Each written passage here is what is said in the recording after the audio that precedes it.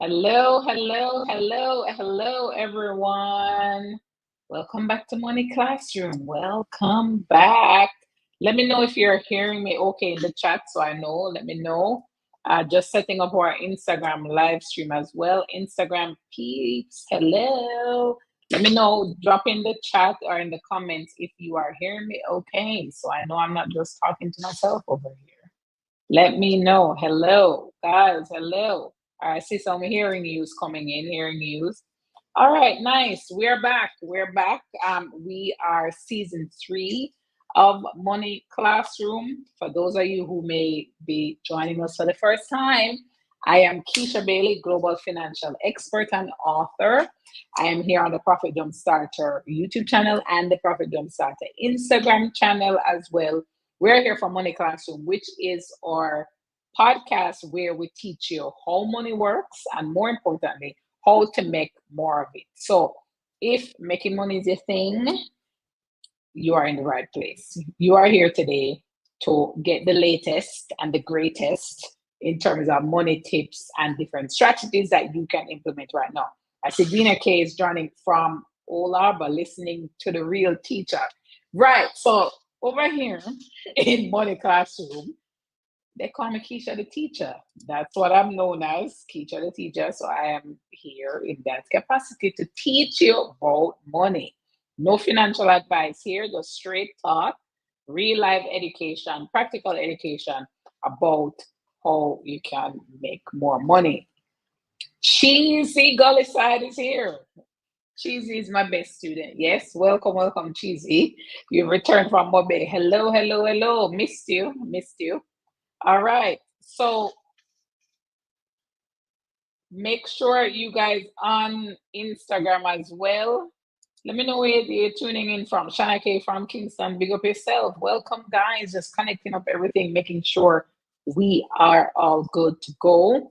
All right. So let me just state first, disclaimer, before we jump into anything really, that we are going to be talking about from an educational perspective. There's no investment advice or financial advice over here. That's what you're looking for. You are in the wrong place. But if you're here to talk about what's happening right now in the financial markets, where are the opportunities, and to learn about that, you're in the right place. You are here.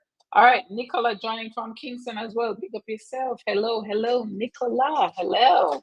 All right, pen drop there. So today we're going to be talking about a few things. Firstly, Elon Musk pay package, 56 billion US dollars. That's a lot of money.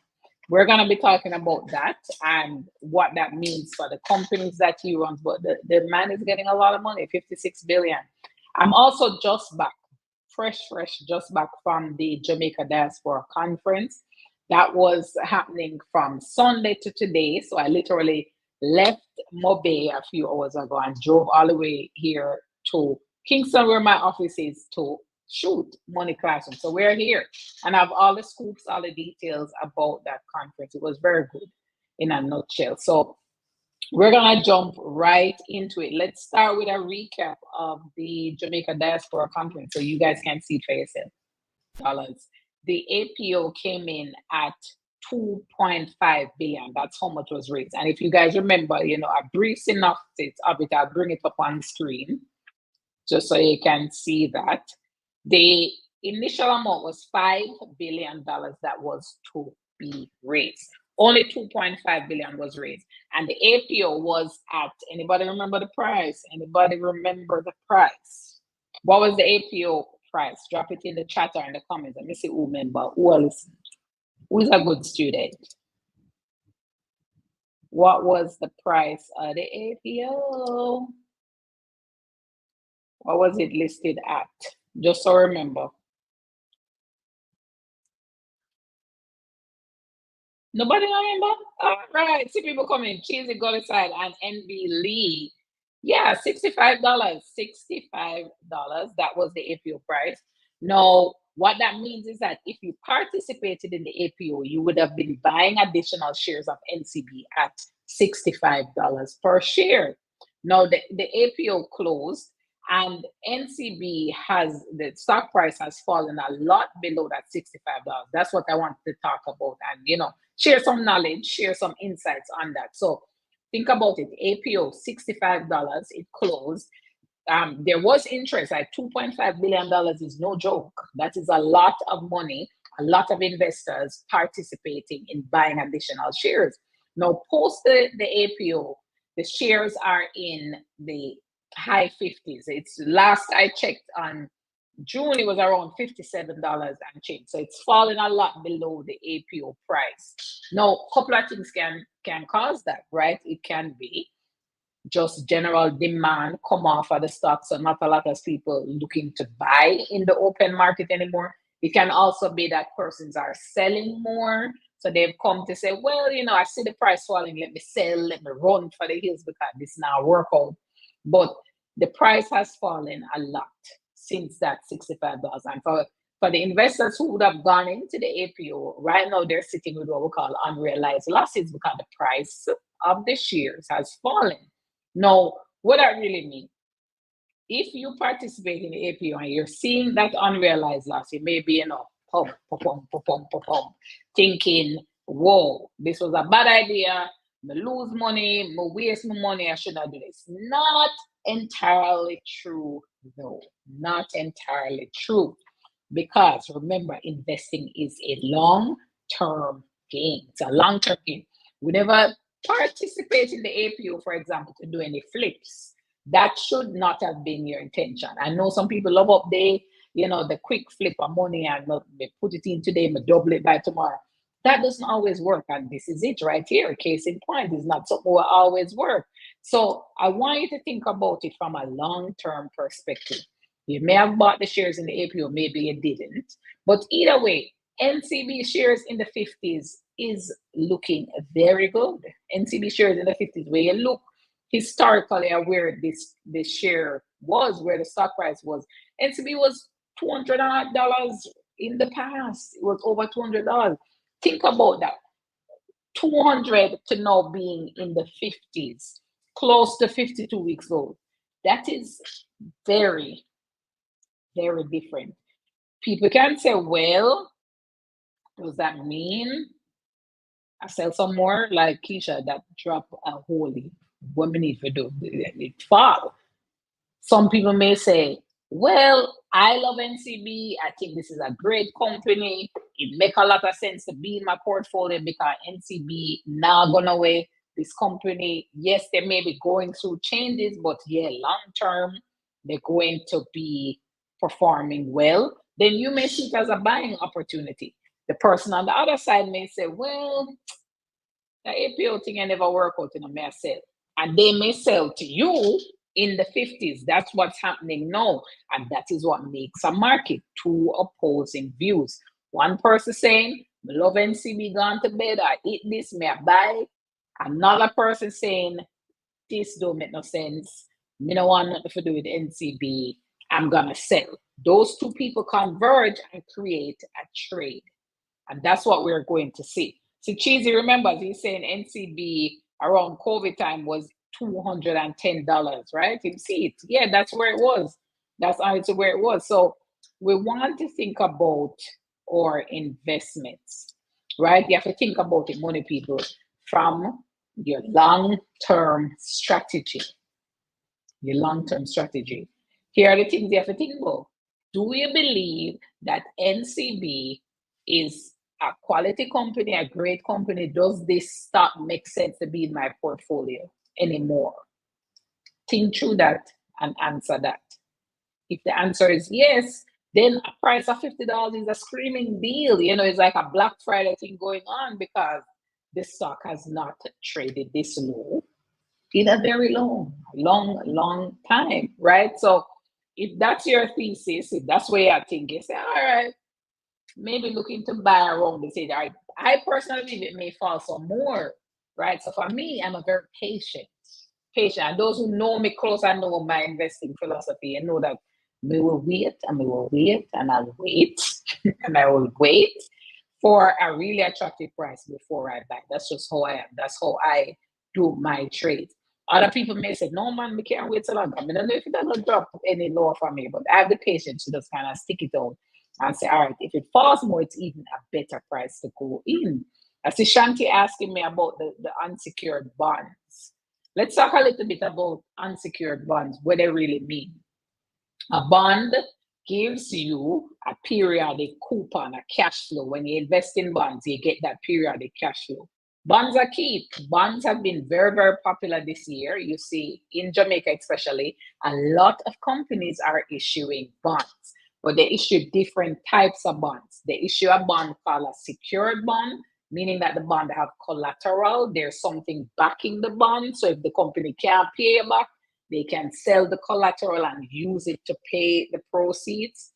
Or the bond can be unsecured, meaning then it's the good faith of the company that's going to end up paying you back from the general operations of the company. Now, unsecured bonds usually have a higher interest rate because there is no direct collateral. That's kind of how it works. And because most investors love the high interest rates, they love high returns, a lot of people go for unsecured bonds because they want bigger returns. But the secured bonds that have the collateral, their rates are lower. But for the investor that may say, look here, I'm kind of more on the low risk side and want to sleep at night. We just want to know if the company can't pay me back, there is this collateral that they can sell and use the proceeds to pay me back.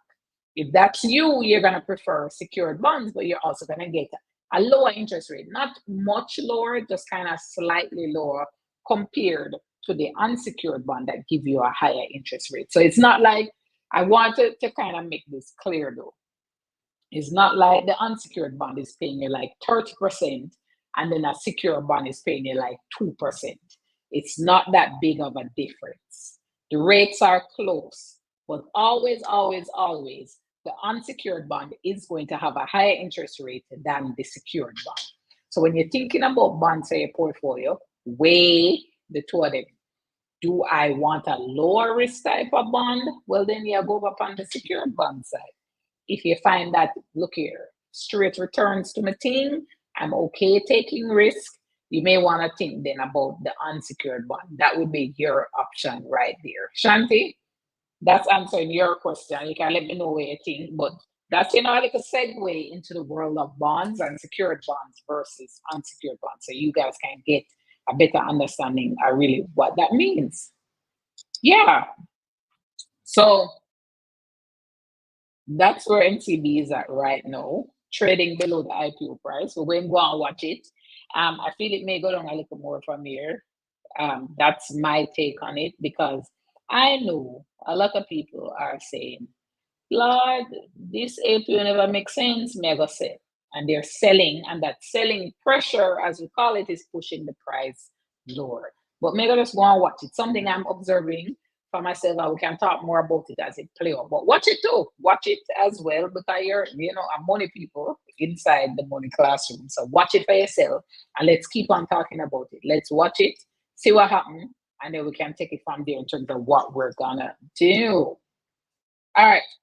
Next topic, BOJ cutting CDs, the minimum amount to $100,000. Let's bring that up on the screen. So BOJ is now cutting the minimum requirement for persons who want to invest in CDs. So let's start first with what is a CD? What is a certificate of deposit, right? We can take that down now. So a CD, certificate of deposit, is like, what you call a fixed deposit. It's a term deposit. Essentially, you have given some money to the BOJ for a period of time. In exchange, they're going to give you a return on that money. Now, what used to happen is that the minimum for CDs used to be much higher. Hello, Rita, hello. The minimum for CDs used to be much higher, right? Used to be in the millions, right? Specifically, used to be it used to be $1 million. You used to have to have $1 million, Jamaican dollars, to be able to invest in a CD with the BOJ. You would apply through your broker. So your investment broker, you would call them up, say, hey, broker, I want to participate in a CD, they would send through the application to the BOJ on your behalf. That's really how it works. Now, what the BOJ is saying is, all right, let's lower the minimum to $100,000. That's a big drop from 1 million to 100,000. Now, why do you think the BOJ did this? Why would they lower the minimum amount? Tell me what you think. Why would the BOJ lower the amount?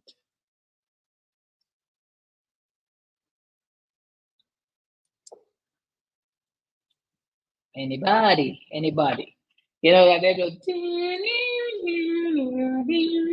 do. Why would they lower their amount? Let me see who really thinking it through, thinking through the thing. All right, D3 is here. D3, ding, ding, ding, ding, ding. Yeah, the BOJ wants to attract more investors. They want more people to invest in CDs. That is exactly it. 100% correct. That is what they do, right? No, here's the thing. Because the minimum is reduced, when you put your 100,000 in, you're gonna get the return, right? It's a bidding process. You put it in, you're gonna see the overall return that comes back. Now, NBL raised an important point. She know the thing, right? She called her broker and she's saying, I checked with them about the BOJ CD and the rates that are there. The brokers charge you a fee. Yes, it's not free labor. They charge you a fee to submit the application. And for it to make sense, you do need a little more. That is true. But here's the thing. For it to make sense is relative.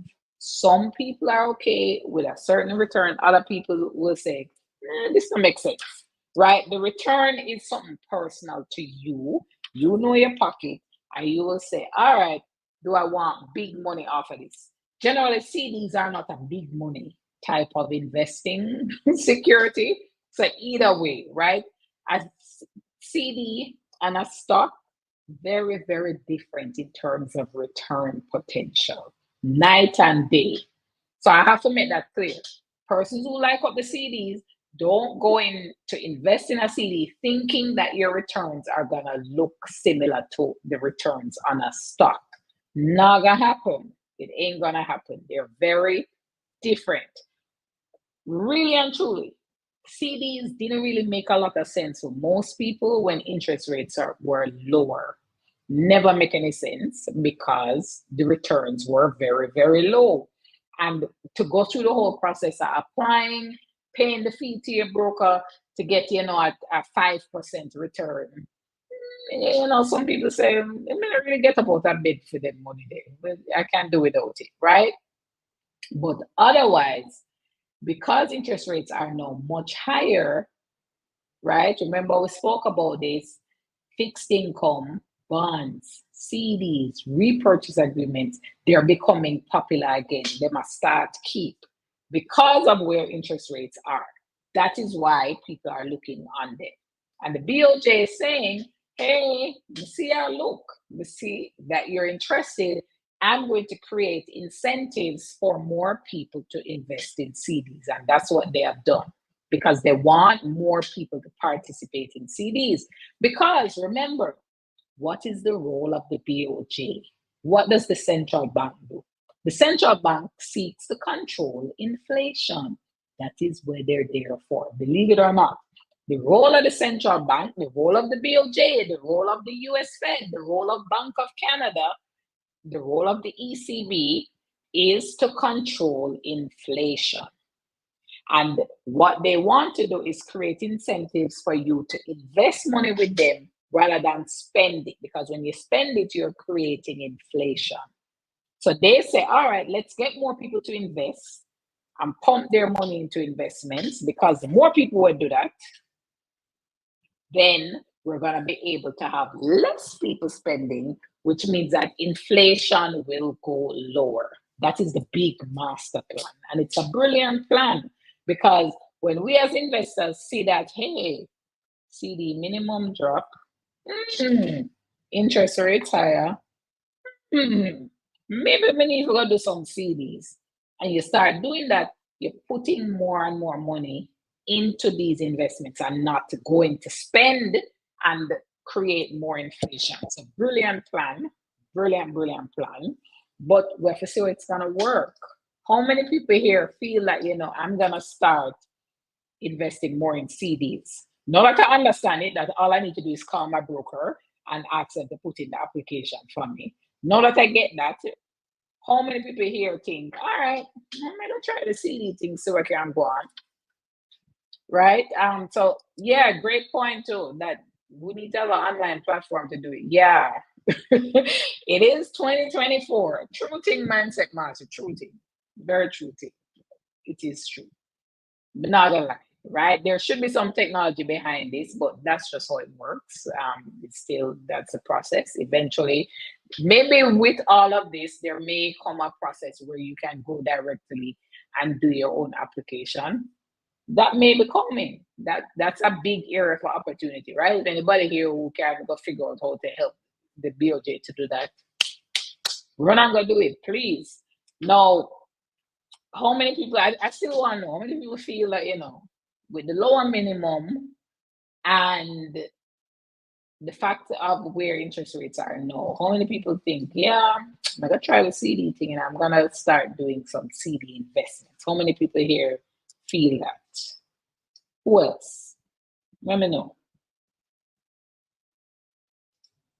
Yeah, I see my Instagram peeps. Yes, we're not getting an answer right. I'll be a bright people over Instagram, they're over here saying the thing, doing the thing. That's exactly what happened. Yeah. All right, don't look at nobody really want to do the CDs. That's interesting. Nobody? Nobody? Interesting.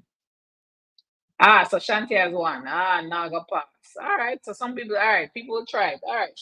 Okay, I mean, I like the plan from the BOJ. I really like it. It makes sense, right? We want more people to invest in CD because we want to control inflation. So let's incentivize people to do it. Let's create incentives right now. Love that idea. Let's see. Let's see. Cheesy saying Naga passing. But we'll watch. We'll watch. How do we watch? We're going to see every month there's an auction, right? So we're gonna see how much is being applied for. In May, there was a lot. The CD was oversubscribed. It was. Let's see what the June number looks like. And we can see are more and more persons participating in CDs. I think it's gonna happen. I really feel so. So mindset saying the yield, you don't really like the yield, but you did the Mayberg bond. Okay, so you participate in that. So you like more higher risk, higher return type things. Remember, we spoke about secured bond versus unsecured bond. Mindset Mastery is saying, look here, secured bond, and they participate in that recently. All right, gotcha. Let's talk about the big man, Elon Musk, and his $56 billion play package. Let's run that. Let's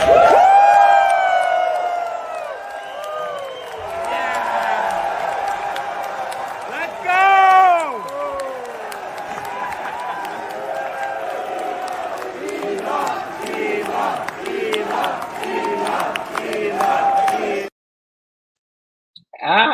Elon. Yeah, so Elon Musk is going to receive his $56 billion pay package. The Tesla shareholders voted for him to get his pay package because earlier this year, a judge in Delaware had said, no, boss, that's too much money. You can't get paid that. But the shareholders put it to a vote and it came out in favor of maintaining that. No, is that good news, bad news? That's a lot of money paid out. A lot. Good news for Elon Musk, why I see him dancing and smiling. Great news. That's a lot of money. But how will it impact the company? Because somebody has to pay this money and it's going to come from the company's operations. What's the likely impact there? Well, it means more expenses for Tesla. So the company has to make more revenue to be able to make this additional expense, and it's a big expense, right? So how do we look at that as investors? When I saw it, no, I went to look at the stock price move.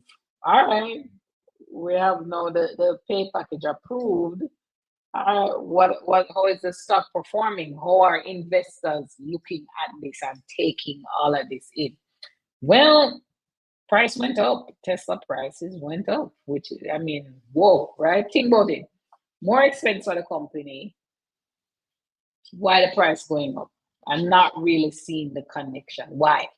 And could just be investors just happy that Elon is happy. Could it be that? I don't know, right? Why? Because things like that should normally happen. This is more expense for the company. Usually, we'd say, well, more expense, profit might drop if the company can't make the revenue to pay the expense.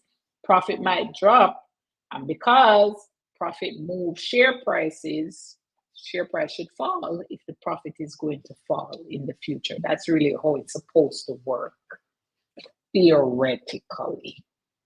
But in real life, it obviously never worked that way because Tesla prices went up. And last episode we spoke about the fact that basically everything has been going up in the US. Everything. And we're going to talk about it some more. But the fact that investors are happy, that Elon is happy, if we play out that, the thinking could be, all right, investors expect new improvements, new changes coming out of Tesla, and that's what they're celebrating. Time will tell again. I mean, investing, as I tell you, is a long game. That's why we can't do the quick flip, quick in and out kind of thing, because a lot of these changes, a lot of these news take time to play out into the financial performance of the companies. That are overnight thing. It takes time. And so we have to wait to see what's going to happen. So mindset is charming in here. Say, the thing is, he promised and he delivered. True. Promise performance, then get performance in terms of the performance of the company. True. So investors feel like they owe him. Do they know? Do they owe him nothing? Right? Your job, you're doing your job. Do I really owe you anything? I really think so. You're doing a good job, okay, but do I owe you anything? Right? I don't know about that one day, but it's true. It could be another theory. It could be, because I just can't understand why the price is going up. I feel it's just general markets as well. The fact that a lot of companies in the US, their share price is just going up, especially the big guys, the big players, they're all going up. So that could be moving Tesla as well. But we have to see how it's gonna play out. When this 56 billion actually rolls into the financials, what that will look like. That's what I'm waiting to see as an investor. What's that gonna look like? And then we can kind of take it from there and go. All right, so Cheese is asking about Nvidia. Let's talk about Nvidia, because that still is out there. Nvidia recently did their 10-for-1 stock split. We spoke about that last episode, that Nvidia did their 10-for-1 stock split. Right after the stock split, the price, pre the stock split, the price was over $1,000. And a lot of people were like, me not buying $1,000 stock. You don't really have to look at it that way, but generally investors, when they see a stock price at $1,000, they say, that's too expensive, they're not buying. I look on valuation, which is a whole other discussion. I don't really want to go too much down there, but don't look on just the price alone. Look on the valuation of the company. Is it worth $1,000? That's really what you need to be asking yourself. It is. If it is, okay. But is it worth more than $1,000? That's when you really want to say, all right, mega buy. Don't look on the price that it's trading at alone and say, oh, it's $1,000. Yeah, that's too expensive, but not bother. Don't look at it that way. Please don't look at it that way. But investors tend to do it, but I'm encouraging you not to. But this is why things like stock splits work, Because when the company splits the stock and just slice the price, people start looking at it now and they say, "Who Nvidia at $100? Yeah, man, we can't buy that now." And that's really the psychology behind it. Now, once Nvidia completed the stock split on June 7th, the price fell a little bit, right? It fell below $100. Inside the Profit Jumpstarter Academy, we were talking about it, and we were like, wait there, the price dropped below 97, below 100. Whoa, all right, yeah, look at we need to run in here, we need to run in. And a lot of persons did. When the price fell, we saw it, persons bought, but what happening now, cheese, is that the price is back up. I think it's like $130 something. It's gone back up. So those persons inside the academy, and that's why you need to come in at the academy, because that's where the real money is being discussed. So I know that trade, I think we did it, yeah, on the same day of the split, which persons were talking about it, sharing their views, and then I know a few persons bought below 100. So right now they'd be sitting pretty because they're like, you buy below 100, stock price now in the 130s. That's a pretty good trade. That's a nice trade. Right now, my thoughts on Nvidia, I think it's gonna keep going up because fundamentally the company is strong, and that's how I look at it. I'm not really in at the glitz, glam, and the wow, go on today versus tomorrow. I look at it as a long-term investor. I focus on the fundamentals, and for Nvidia, the fundamentals are very, very, very, very, very strong. The company look good. Right? In Jamaican parlance, we say the company is a dolly. It's good. It's very good. And I believe the price are going to keep going up, up, up, up, up. It may even make its way back to $1,000 in the next 5 years or even more. I've seen analysts and researchers saying Nvidia 2,000 straight. It's going to be at $2,000 in the next 5 years, right? So a lot of people are looking at it that way. So, yeah, sorry about that, Roger. Thank you, is the board, right? Now, a lot of persons may be saying, well, what we do with Nvidia now? It come back to investing philosophy. Don't jump and follow people. Don't follow people, right? Stay in your lane. Know your personal investing philosophy and work with that. Does Nvidia make sense for you? Think about it. Today, Nvidia hit a new 52-week high. Definitely, you're not buy nothing at 52-week high. You just don't. Doesn't make sense, right? Because the stock is trading at the highest price it is over the last 52 weeks. Why you going buy the stock when it is at the highest price over the last 52 weeks? That means you're buying it for the highest price. Not a good move. That don't make no sense. So we never ever do that, right? We like buying a 52-week low, but never at 52-week high. It don't make no sense. So don't do it. But if you're looking at Nvidia from a long-term perspective, like how we look at it, then you want to look for periods when the price may fall. And it will fall again. Don't say, Keisha, but it's gonna keep going.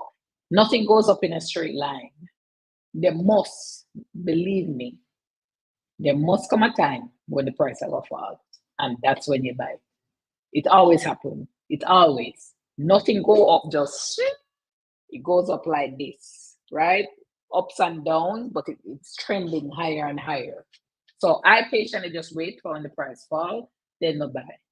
I tell you, we can sit down and wait and wait and wait and wait patiently, because I know it's gonna happen, because it happens all the time, over and over and over and over and over. It always happens. So we just wait for that and we keep going. That's really how we go. That's really how we go. Now, thoughts on Blue Maho Capital. So I know David was at the Diaspora Conference. I really like what they're doing in terms of investing in the Caribbean financially, putting money into Caribbean businesses. Love that. I don't know what you mean, Roger, what else you're asking on, but they He did a really good presentation with Dr. Marlene Street Forest on the Jamaica Stock Exchange. They spoke at the Diaspora Conference during lunch on day one. It was a really good discussion. They spoke about investments in the stock market and how exactly you do that and what the opportunities are for companies to list on the stock market versus investors who want to invest in companies on the stock market. It was a good discussion. You had to be there, but it was good. I like their insights on how they position the investments. Because you know, investing is the only way to build wealth. It is the only way. If you're not an investor, chances are you're broke. That's just the plain truth. If you're not investing, you're broke. I didn't have to ask you. If you're talking, you're saying, I have no investments. You have to have investments if you plan to build wealth. If you don't want to be wealthy, fine, don't invest. But if you plan to be wealthy or you want to be wealthy, you have to invest. Have to. All right. Switching over internationally to the US. Let's talk about the US stock market. I saw an article where, there's this prediction that in the US, the market is going to keep going higher. It's been going very high this year so far, but I saw a prediction that the stock market in the US, I'm just bringing that up, because inflation is gradually coming on, there's a prediction that in the US, the S&P is gonna be about 6,000 from year end. No, the S&P right now is in the 5,000 region, about like 5,200. Analysts are saying, look here, by the end of the year, the S&P is gonna be at about 6,000. So let's bring up the S&P chart, right? This is what the S&P looks like year to date. Since the start of the year, from January, the S&P, which is the largest 500 companies in the US on aggregate, have gone up 15.69%. That's a 15.69% return in half a year. Remember earlier when I was saying CD return different from stock return, right? You're not going to get this on a CD, but you will get this type of return in the stock market. That's why people put their money in the stock market. That's why you do both, right? You have to build a portfolio, as they call it, right? It's not a one and done or one or the other. It's both a portfolio. So that's how the S&P looks from the start of the year. Remember what I was saying? Like, it doesn't go in a straight line. You see the peaks, the up, down. It's still going up over the long term, but it wasn't in a straight line. They're what we call oscillations. It goes up, down, up, down, but the long-term trend is upward. That's what we're seeing there. That's how stocks move. Now, the thing is, inflation looks like it's coming on in the US. It's coming on faster there than in Jamaica. So US investors are very happy and they're buying stocks. They're pumping the money like crazy into the stock market. They're buying things like Nvidia. And that's why when I look at the tech companies, which the NASDAQ index looks at the tech companies, that is up more than the stock market. The NASDAQ index is up 20% since the start of the year. These are very good returns, may I tell you.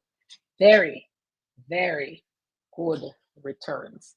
And I believe it only ever go up from here. Not in a straight line, still it will oscillate, but from my research, this thing look like the US stock market. And we talked about it last episode. I said it. Look here.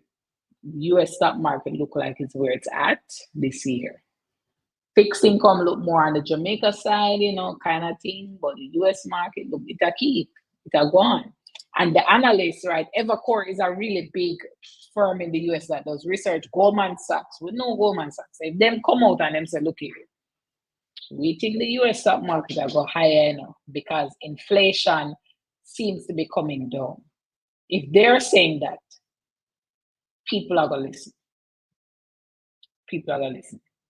No, before you run today, run and say, look here, bright and early morning, Keisha, make a buy up some stock. Bright and early morning, I'm gonna go. Before you do that, before you do that, please think about your investing philosophy. I can't stress this enough. Don't just run go and buy anything. Talk to an advisor, talk to somebody, and say, look here. I was watching Money Classroom last night. I heard Keisha, the teacher, talking about research about where the US stock market going. I hear her talking about BOJ CDs and how those performing. Help me figure out what to do with my money. Have that discussion. Or come join the Profit Jumpstart Academy and talk with other investors. Get education so you understand what you need to do and you can make your own decision. But do not jump and run, could make trades without understanding what's your overall strategy. Don't do that. Bad idea, bad idea. Understand what you need to do. So go talk to your advisor or you join the Profit Jumpstart Academy. You go profitjumpstartacademy.com and you join. We'd be happy to receive you in there. We would be, right? But don't just run and do something. Please, I'm begging you, don't run and just go jump and do anything like that. No. The key thing here we want to focus on is the overall long-term move within the stock market. So let's bring up back the tech chart. Let's bring that up, right? When you look closely, and we see that the tech stocks going up from years ago, like from even, I just said probably from 08 times, 2008. Tech has been what we call a thematic trade. The future is tech. That's the way I'm saying it. So a lot of investors have poured a lot of money into tech companies, right? I'm talking here, Apple, Amazon, Google, Meta, Microsoft. People have been pouring money, and they pour money into Nvidia, and Nvidia have a brother, AMD, as well. They're pouring a lot of money into these companies, and it's been working. The research also is saying, why in the future, it'll keep work. It'll keep work. So it's looking more and more like good times are coming back to the stock market. Good times with the money, right? I like to see that because some nice returns going on, some nice returns. But again, investing have to happen. You have to invest. That's why you're here. I'm going to keep stressing it. You have to invest. And I want you to make sure that you have a strategy and you now just follow and you hear something and you jump and you run, go react. I want to make sure that you're actually implementing what you're learning. Profit Jumpstart Academy is your place, or you talk to your financial advisor. Make sure you're doing that, right? That's all I'm going to say. I'm going to leave that one right there so you know. Now, before we wrap, let's talk about the conference. Got a conference coming up. We made some good. So I keep saying we because my team and I were at the conference. The Profit Jumpstart team. We made some good connections there in terms of collaborators, persons, companies who want to join the Profit Jumpstart journey. They want to help us on our mission to educate people with their finances and teach people how to be wealthy. They want to do that, and them coming on board. So look out for that, those exciting announcements, as they call it, whole heap of announcements coming out in the next couple of weeks. So stay tuned for that. But you have to make sure you're going to be at the conference. It's August 16 to 18, the Build Wealth Conference. This is going to be our second staging of the conference. We'll be talking about maximizing your wealth. We're looking at entrepreneurship, investing, both investing in Jamaica and internationally. We're looking at real estate in Jamaica and internationally. And we're looking at AI and how do we use AI to make more money. That's what we're talking about there. Now, tickets are going. They might go fast. Make sure you grab them. I'm gonna also tease. I gotta scale Crips tease that, our Father's Day sale just ended. A lot of persons jump in and buy up tickets during Father's Day. I'm hoping they bought it for their daddies so that daddy can learn how to make some money. But we have another sale coming this weekend as well. I love sales. I tell you, sit down, I'm gonna wait for good stocks to go on sale. And I bring that same philosophy into how we run the business. We love the sale, hoping that, other people who love sale like me will run in and be there as well. So another sale is coming. Look out for that soon in the next few days. In the next few days, another sale is coming, a big one that I think you guys are really gonna like. It'll come. I won't say the details of it, but look out for it on our Instagram page. Also, those who are on our newsletter, you're gonna see it there as well. So run in on that. That's coming very, very soon. So look out for that. All right. So to grab tickets, make sure you go buildwealthconference.com. That's where you go. Once you see the sale run to buildwealthconference.com. That's where it's happening, right? Speakers are coming on board as well. We have somebody coming all the way from Israel. Right? That's a far. I think he said it was a 24-hour flight. It's long. He has to do a lot of connection, but he's coming because, like me, he's very passionate about teaching people how to build wealth. And he's coming to talk about how to own global real estate, how to own real estate in Dubai, real estate in the US, real estate all over the world. Yes, you can do it as a Jamaican. Yes, you can do it as a US citizen. Yes, you can do it as a Canadian or a UK person. I see somebody from Al Cayman. Yes, you can do it. So make sure you come to the conference to learn, right? You can't say you have not been given the tools or you don't have access to the tools or nobody never show me. I'm a wish me didn't know. I'm making it very accessible for you. I show up here, we have Money Classroom, we talk about real life, practical ways, how you must understand what's going on now in the world. I break it down for you. And we're going to be doing the same at the conference. So I want you to consider it. Make sure you're there. Make sure you're there. And you come in. All right. So I'm looking over on Instagram, see my Instagram peeps, if any questions there. All right. So, I see somebody talking on Instagram. They're looking at doing a feasibility study around rates for the CDs and if it makes sense. So I understand that. Gotcha there. All right. So before we wrap up, this is us. We talked about what I saw at the conference. Just come back from the Diaspora Conference. It was amazing. It was a great experience. Made a lot of connections. And you'll be seeing them coming. I made the connections for you, really. I made them so I can bring them to you and give you that access. So you're going to be seeing that coming out with those announcements. We spoke about BOJ CDs and the fact that the minimum is now 100,000, which is great for those who want to do BOJ CDs as one of your investment options. Go on and consider it. Spoke also about the NCB APO, the performance of the stock post APO and what that look like and what go on, and does it make sense for you to buy, watch it, sell. I give you things to think about so you can make that decision. Now, next thing is US market and the fact that it's on fire. It's a gone. And I shared my thoughts on, what the research saying, what the analysts saying, and what's going to happen with the US market and what's going on there.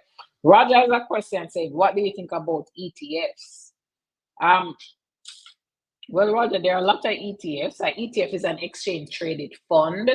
I don't know which one you're talking about, or if you're probably saying generally, what do I think about ETFs?